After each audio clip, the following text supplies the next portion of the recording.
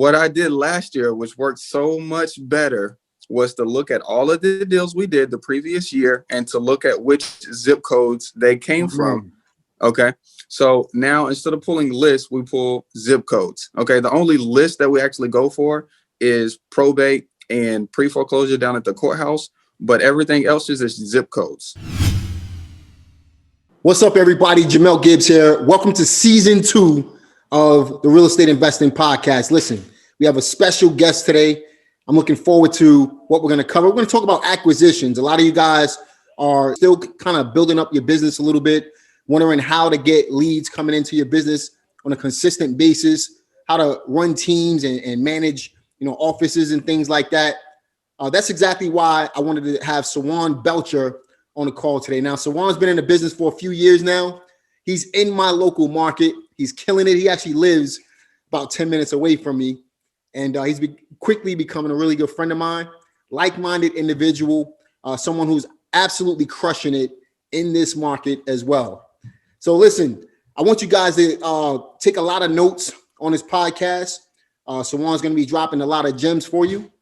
And in addition to that, at the end, we're going to talk about how you can reach out to Sawand through his social media platforms and whatever else he has going on as well. Sawand Belcher, what's up, my man? Yo, great day, brother. Hey, I appreciate you reaching out to me and putting this together, man. I'm ready. Oh, it's a real pleasure, brother. You already know. So listen, why don't you tell everybody a little bit about yourself? Yeah, so I'm Sawand Belcher. This is me taking action on IG.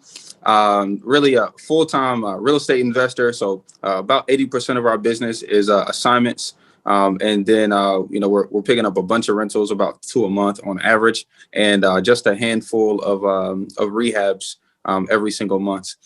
We do a lot of off-market deals, but we also have something niche that we do, which we have a part-time realtor that comes in on Mondays and Wednesdays, and we make MLS offers to to kind of pick the low-hanging fruit on the market as well. So we kind of do a little bit of everything. I kind of look at my business like the car business. So we'll get into a little of that. And but essentially, that's, you got to have big checks, which is the car sales, or the rehabs or assignments, and then you got to have small checks coming in every single month, which is the oil changes and the brake pads and all that in between. So love it, man. So look, we've been doing a lot of Clubhouse recently. For those of you who don't know about Clubhouse, it's basically an app, is a community app that we get together on, and we have a mastermind-like discussions. And I gotta tell you, man, I've been in a couple of rooms with Sawand.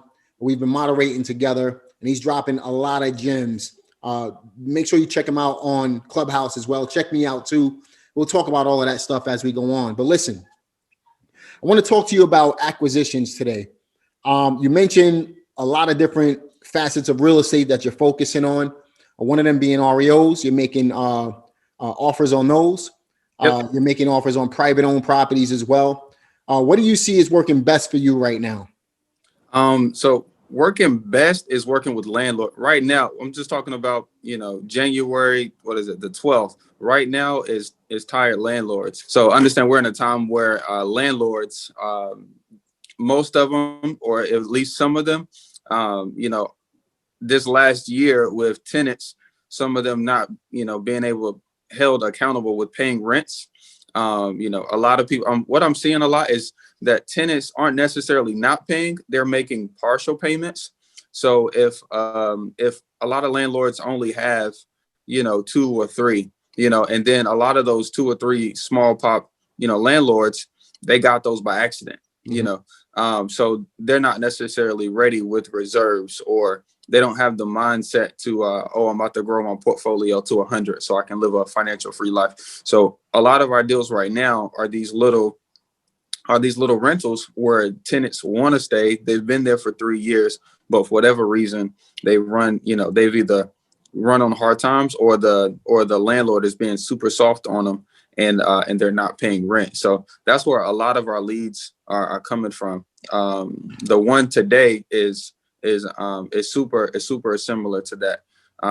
Actually, I know we got to close in an hour. So yeah, but yeah, so he actually, I've been following up with this dude for 3 years. Okay, when the hurricane came through, one thing I did, so the hurricane came through and it was like devastation on the east side. I don't know if you remember, but one thing I did was I put door hangers on everybody's door. We buy houses, and on the other side it said, give this to your landlord. If I buy it, I'll pay you $500. After I purchase it. And so we picked up a bunch of leads, in those hurricane areas. And this is one of those guys from 3 years ago that I had talked to. So I mean, finally, that's manifesting after 3 years that I'm actually getting one of his houses. So, yeah, one of my houses, I buy a lot in the 05 area, 27405.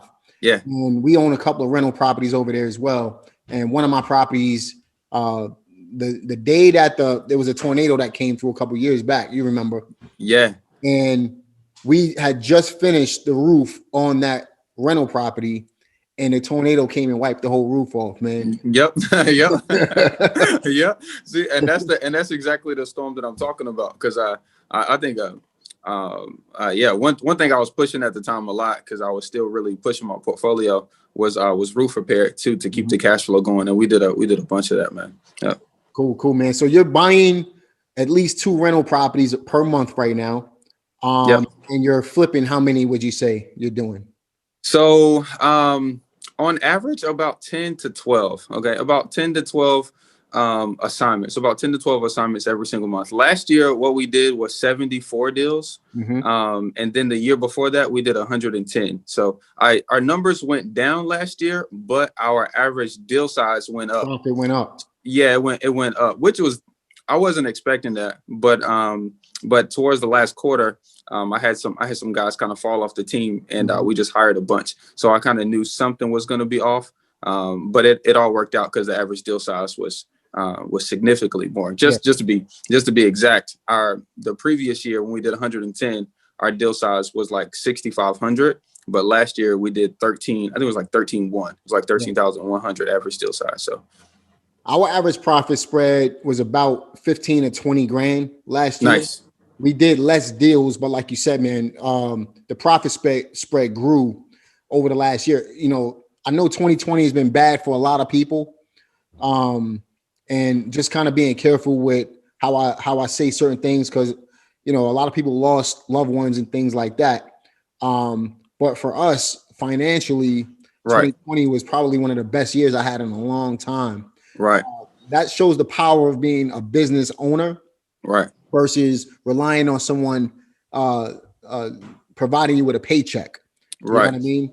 That shows the power of taking ownership of your life versus someone else, you allowing someone else to have ownership of their life. I'm not saying that, obviously everybody's circumstances are different. And 2020 was a rough year for a lot of people, but at the same time, you can make 2021 that much better by taking control. You take the bull by the horns and pull it in. Oh yeah. You know what I mean? And even in 2021, there was one small difference in success last year from what I saw. If you owned an LLC and if you didn't, okay. If you owned an LLC, you had opportunity to get PPP for 100,000 grand. If you didn't have an LLC, you got a $1,200 stimulus check. That's simple. Yeah, that's simple. Yep, absolutely, man. So what's your plans moving forward in 2021? Like, what are you looking to do this year? So company goals wise is there's only 1 month last year that we hit 100 grand net. And so the goal is to consistently hit 100 grand, net every single month. And so that's one of our main goals. But another one of my goals is I'm super active in my company right now. More than ever. So hire each position. Okay. So currently I have acquisitions wise, I have Jose, I have Travis, and I have Andrew, who I just brought on, is to get those guys in their seats, maybe hire one more act, and then hire Dispo next month and get property management in office the following month. So that way I can have all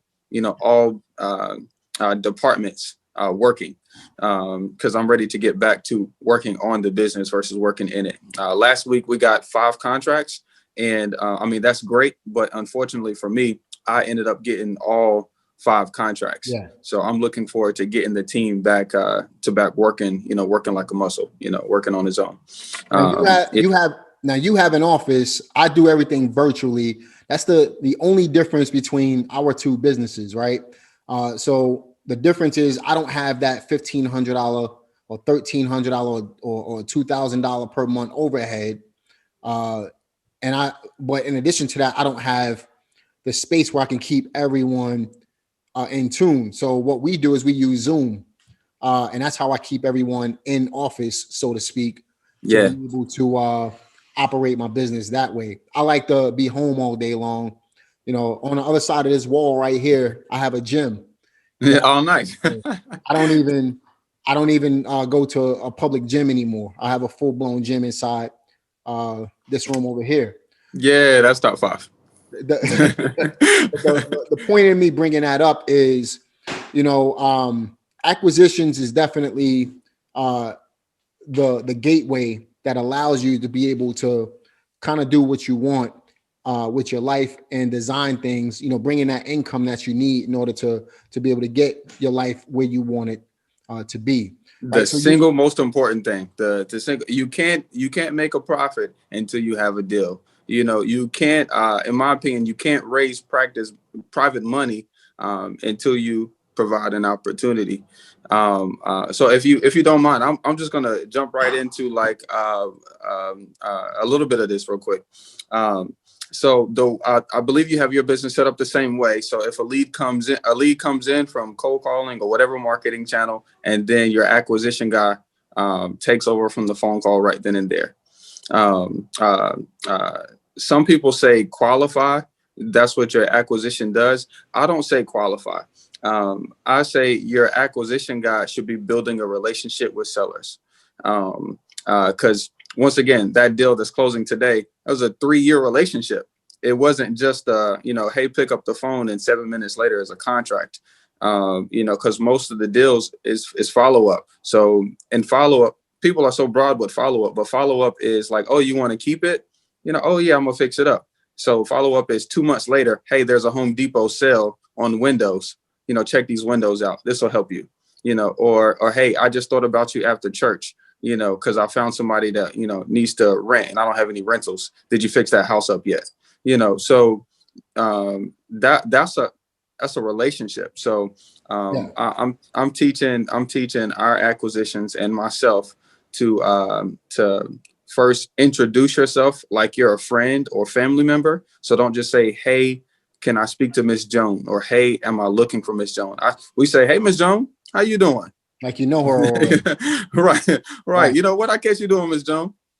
So that way you can instantly start your relationship off assuming that she's your friend, and that'll naturally bring her guard down. That you're not a salesperson. You're not trying to take anything from her. You're not trying to move her out of her house. Is all love. That's right. And keeping that communication and that rapport through the whole phone call. So when you're training your acquisition, so let me ask you this: you have multiple acquisition specialists. Are each of them focusing on different lists every month or every week?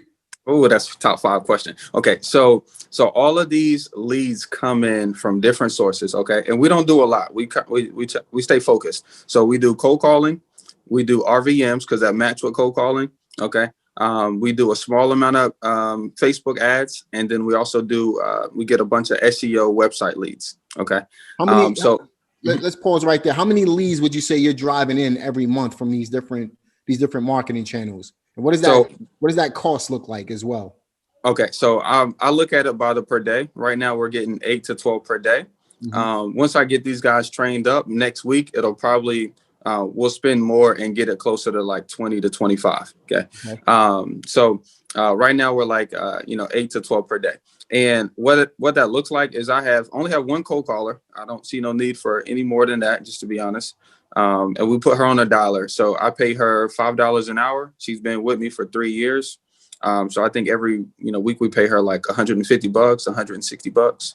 Mm-hmm. I do have another virtual assistant that helps us build lists, because like I pay somebody to go to the courthouse and pull special proceedings, to pull probate, and they load those lists up in Slide Broadcast to send to RVM. and also loaded up in our dialer for the cold caller to dial. So I pay for that as well. But on average, marketing wise, I'm spending about $7,500 a month marketing spend between like the VAs, between list, and all that good stuff. And on average, that brings us about 50 to 65 grand a month on average. And obviously, you didn't start off spending $7,500 a month. So, what would you recommend someone actually start off who's looking to build out an acquisitions part of their business? What would you recommend they start off at? It depends on where they are. So earlier today, I talked to a guy that was 15 years old. So of course, I wasn't advising him to spend any money. I told him to go down to the probate office and get leads that had phone numbers already. It's accurate data, accurate phone numbers. Mm-hmm. And at that point, it's just a numbers game and getting and sharpening your sales skills. But for the person that has money, you can probably get leads quicker, get better leads, and make more profit on that particular deal if you spent a campaign, a direct mail campaign, or if you spent money on creating a website and just putting out a PPC campaign. It depends on how much money you have versus how much time you have, because essentially money and time is the same thing. Right. I use money to buy time, but if you don't have any money, then you got to spend time. So yeah. So I'll give you an example of our numbers. It takes us about 8,000 phone calls to get one contract, right? And that's 8,000 cold calls. So I know for a fact it will cost me about 320, about $740 to get one contract, basically, in a nutshell. $740 to get a $10,000 or $20,000 spread. We actually have one closing nice. next Monday. It cost me about $740, but the yield on it is $20,000. Nice. That's great. So I know if I spent triple that, I would get another 4 deals in addition to that, which means 32,000 phone calls to get 4 contracts. Right. Give and take, right? And I know that if I want to scale up even more, I just keep adding on to that until we tap out, and then we go into a new list source, a new list. Yeah. So my point in bringing that up is it's important when it comes to acquisitions to know your numbers, to know how to guide your team and which way to walk, so to speak, which direction to go into, so that when you are working on the acquisitions part of your team, you're dialed in and people know what to expect at the end of the day. Right. For sure. And those numbers are actually great, guys. So listening to the call, because my numbers is more around like 1150. So his average deal size is higher than mine, and he's spending less. And that's really what you want to work on. That's really, you're working on how can I get my marketing so tight, in my sales skills or my acquisition skills, my negotiation skills better, so I can spend less money to make more. That's perfect. Yeah. That's right, man. So I want to provide a step-by-step process on what it takes to build out the right acquisitions team, and then the processes that takes place during the acquisitions part of the business, so that everybody could get a general idea of what to keep in mind as they're building out their acquisitions part of the business. You want to dive into that a little bit? Let's start with, sure. Yeah. Why don't we start with who you need on your team. And then we can talk about the system, this step-by-step process on how to go from where they are right now to where they want to go acquisitions wise. Heck yeah. So like I already mentioned, I have a cold caller, because that's, in my opinion, that's not like an income producing task. I mean, she's literally making 500 phone calls a day, mm-hmm. And hearing 50 no's and getting, 5 yeses. So that's not really a task that is good for me. So I outsource that to Mello. And then next is the list building. It's literally just a bunch of scrubbing lists, and researching data as far as, skip tracing LLCs and things like that, and spreadsheets. Not something that I'm good at, not something that makes money. So I have a cold caller and a VA that builds lists. Both of them Well, the lady that builds lists, Sarah, I pay her $3.50 an hour. Okay. And then Mello, I pay her $5 an hour. Okay. So And then that's important, not to cut you off, man, but that's important for everybody to grasp. So he's not paying a lot of money every single month. One thing that we do, I'll pay $4 an hour for my cold caller, but then we give them 5% of any wholesale profits we get. So if we get a $20,000 check, that's another $1,000 in their pocket, and that motivates them to keep moving, right. to keep going for more and more income. So that's really important that you guys understand that you can start building a team without spending a lot of money up front. So I'm glad you brought that out, man. Heck yeah. And then the next part to that is acquisitions. And most people's shoes is going to be you. Okay. It's going to be you. And you have to learn how to intro rapport, condition rapport, why they want to sell, how soon they'll sell, price, and build that all into your negotiation of, hey, that's why I believe a cash deal is going to work for you. Or that's why I believe me taking over your payments and giving you cash out of your outside of your loan is going to work. Or, hey, this is why, you told me that you need to save on taxes and you're not going to do anything with the money. So that's why seller financing works for you. Right. So that's really all just rapport. And that's how I structure the calls is intro, rapport, condition rapport. Because honestly, with us doing things virtually, with us just not really seeing the houses before we get them under contract, the condition is more so for negotiation. Yep. We want to know what's wrong with it, but more so we want them to tell us all of the problems. So at the end of the phone call, when we get to price, we can say, well, you told me. Right. Well, considering right. Exactly. Well, considering everything you told me, considering the condition, what do you think is fair? If you were to drop off all of those problems that you just told me with the house, and I'm willing to take those on, and put those on my shoulders, how much weight, how much cash do I have to come to the table with? Right. Right. Good stuff, man. So each of those parts in your business, the way you have it set up, are different individuals handling each of those. So no, everybody handles all of that, but everybody also has a different relationship builder. So for instance, Jose works with wholesalers. Okay, Jose's Hispanic, and a lot of wholesalers, like working with Hispanic buyers. So we have Jose working with wholesalers, and we'll get deals from other wholesalers.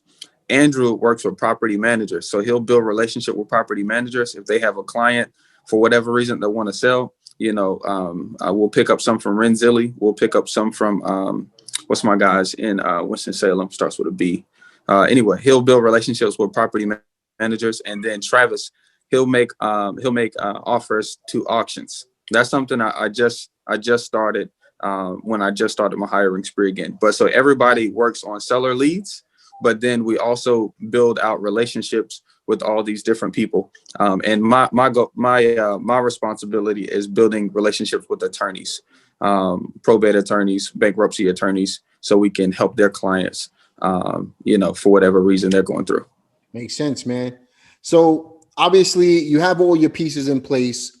You have all your team members in place, and you're pulling multiple lists every month. What are the lists? You mentioned tire landlords. Yeah. Is that the only list that you mentioned? REOs as well. Those are the only two lead. With list. So in the beginning, we used to pull a bunch of different lists. Okay. Literally, 3 years ago, we used to pull these are all the lists that we used to pull. And then that's my calendar. Okay. But what I did last year, which worked so much better, was to look at all of the deals we did the previous year and to look at which zip codes they came from. Okay. So now instead of pulling lists, we pull zip codes. Okay. The only list that we actually go for is probate and pre-foreclosure down at the courthouse, but everything else is zip codes. Okay. So I just pulled a list of my highest performing zip codes in Greensboro: 27406, 27410, and 27401. And literally, I just got everybody. Yep. No filter, just everybody's phone number, everybody's address, and that's who we reach out to now. Because we can help everyone. So it's not, you know what I mean. So even if the house is worth 200 grand and they owe 190, you know, we can help them out on a sub-2, you know, or we can help them out on a listing with our realtor or whatever. So, yeah. That's good stuff, man. So for us, it's 06. I like 07 and I like 05. So nice. That's where we do most of our deals. I like what you said. I hope you guys picked up on that.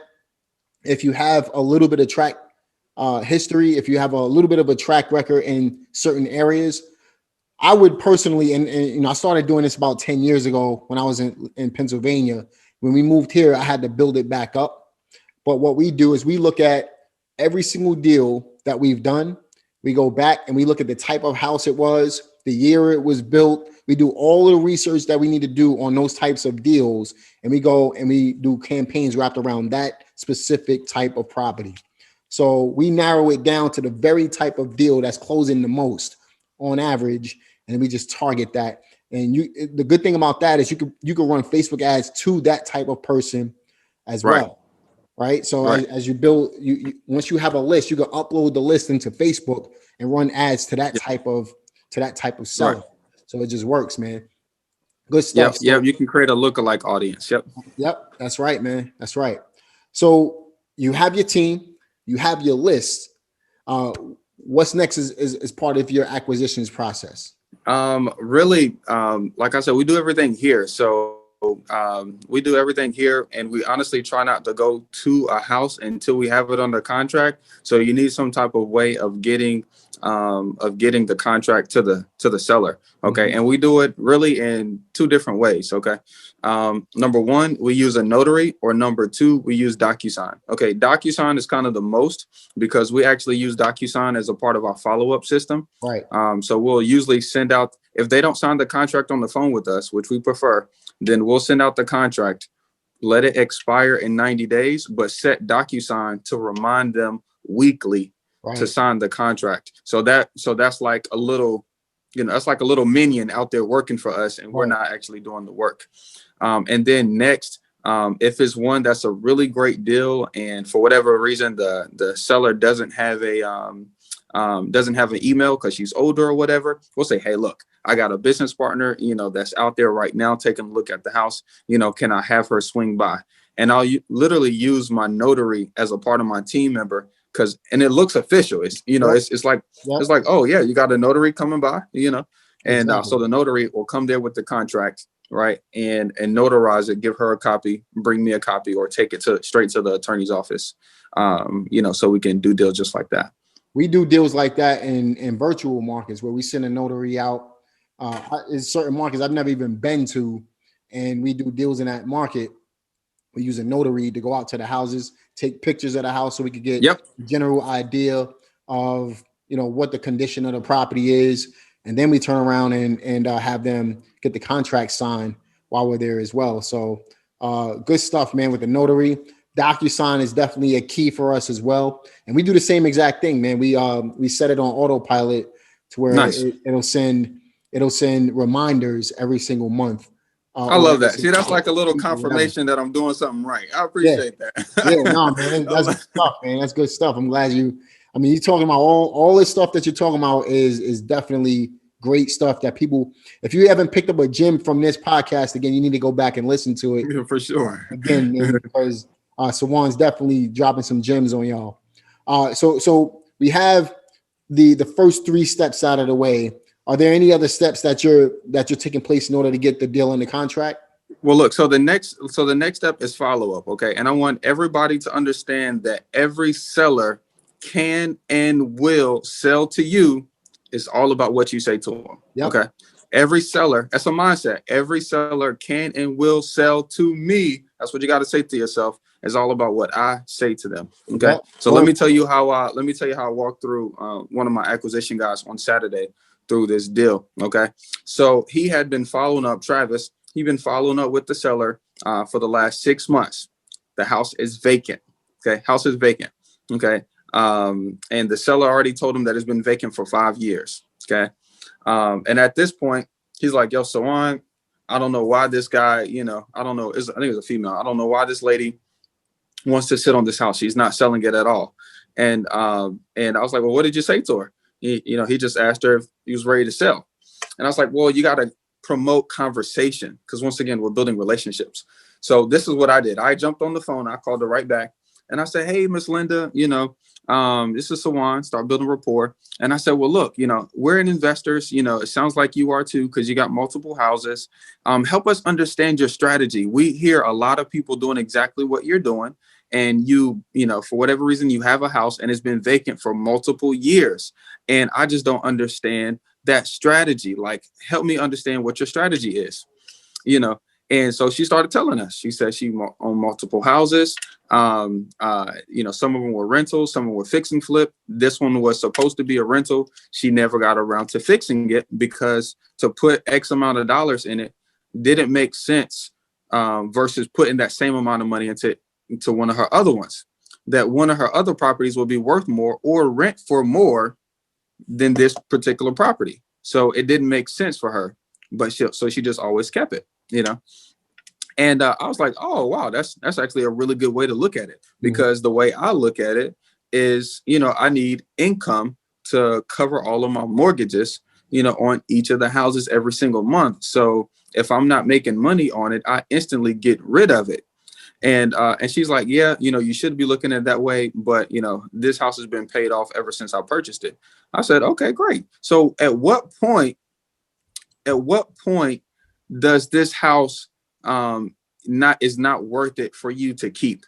Because there has to be a point, because you're paying taxes, you're paying insurance, you're paying somebody to cut the grass to avoid the code violation. So, I mean, you spent how much on this house this year? She said, well, every year I spend about $2,500. I said, OK, so you've had it vacant for 5 years now. So that's $10,000. So at what point, I mean, is it $20,000? Is it $25,000? Is it $30,000? At what point does it make sense for you to sell that house because of how much money you're spending on it every single year? And she was like, oh, that's a really good point. I never thought about it looking at it like that. And so she still didn't want to sell, but it's the fact that we got her to the next level of actually thinking why she should sell it. You see what I'm saying? So it's like he's been following up for 6 months, just asking, hey, are you ready? Instead of promoting conversation to get her to tell you why she should sell it. So you have to make it the seller's idea. Okay. So I'm talking about follow-up. Yep. Okay. I'm talking about follow-up. That's what I'm talking about. So each time you talk to them, don't just ask, hey, you ready to do that price? Hey, are you ready to sell? Hey, it's me again. No, you have to promote conversation that gets them to the next step. And sometimes the next step is just considering what you're saying. Sometimes the next step is getting them to get a contractor's quote. Sometimes the next step is you cutting their grass. Okay. But you have to get them to the next step. So when you call them the next time, they're like, well, I did the numbers, and you're right. How much will you consider? So that way I can actually look at those numbers and see if it's worth me selling, but that's really the next step. And once you got that follow-up down, eventually, I mean, boom, boom, boom. I mean, everything's a numbers game. So, right. Right. By the time you send out enough contracts, by the time you follow up enough times and make enough offers, you're going to get a deal on the contract. So, but you have to know every seller can and will sell to you. It's all about what you say to them. That's right, man. And always remember too, there's two paths that a seller or a lead can actually go down. So you have suspects that turn into prospects, right? So that's the incoming leads or the suspects. They turn into prospects. And those prospects turns into either a deal or a follow-up. So there's two paths that they can take. Where if they turn into a deal, you put them in one sequence. If they turn into a follow-up, because they're not ready yet, you put them into a follow-up sequence. Right. If you just keep that in mind and you build that out, then you're good to go. You know what I mean?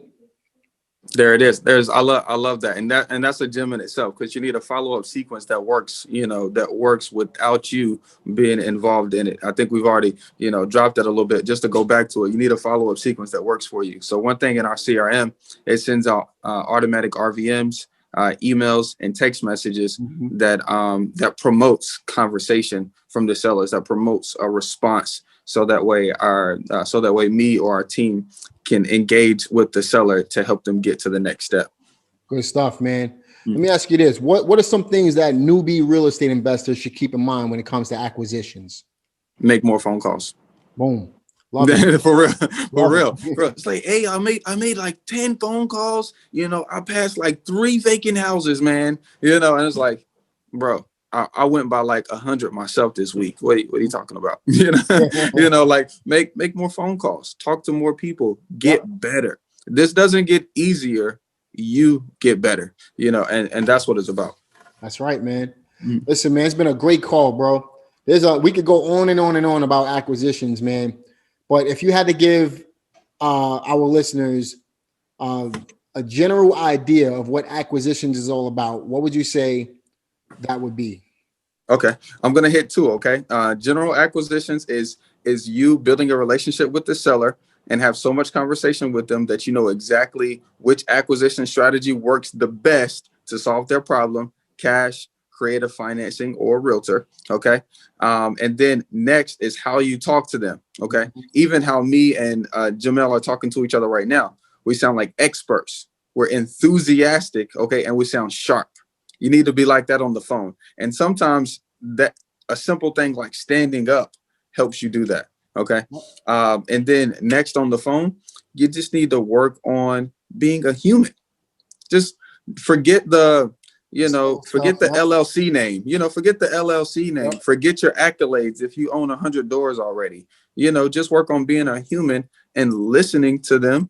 So that way, one of my acquisitions on Saturday, the lady was asking him, well, what's your address to your office? And the guy, he told him the address, but he wasn't listening, because what she was trying to say is, I want to trust you. I need to sell, but I want somebody that I can trust. So you have to listen, you have to listen to the seller, not just be there on the call. Good stuff, man. Good stuff.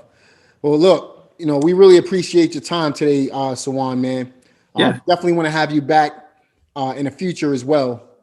If our listeners wanted to get in contact with you, how should they go about doing that? Instagram, this is me taking action.com. I spend most of my time there. And of course, from there, you'll find my YouTube and find me on Clubhouse. But on IG, we can actually have conversations. So hit me in my DM and I'll do whatever I can do to help anybody.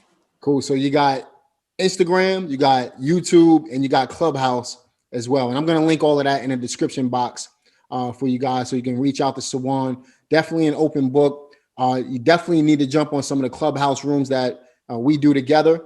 We drop some gems. Yes. Yes. If you're not picking up gems on those, I don't know where you're going to get gems from. Right. What I mean? So definitely be on the lookout. Right now, Clubhouse is only on the iOS systems. So you got to have an iPhone. If not, sorry, Android users, it's not for you yet. It's gonna be out pretty soon. Yeah. Are you reading any books right now? So I am. Okay. How to win friends and influence people. Okay. And I'm going back to an old favorite of mine, Survive, Thrive, or Dive. And those are the 2 books that I'm reading right now. I'm gonna make sure I link those in the description box for you guys as well. Listen, Sawand, any last words for our listeners on this podcast right now? Hey, look, just go out and take action. Okay. The reason why I, kind of put this is me taking action out there is because literally I want you to say that to yourself when you're out there, doing the business. This is me taking action. I made an offer. This is me taking action. I got a contract. I'm sending a contract. So just go out and take action and actually do the business. Sounds good, man. Look, the name speaks for itself. This is me taking action. Check them out on all social media platforms, especially Clubhouse, Instagram, and YouTube. And listen, make sure that you guys are out there taking action for yourselves as well. That's the only way you're going to get from where you are right now to where you want to go in this business. That's for sure. Looking forward to talking to you guys on the next one. Peace. Yeah. Peace.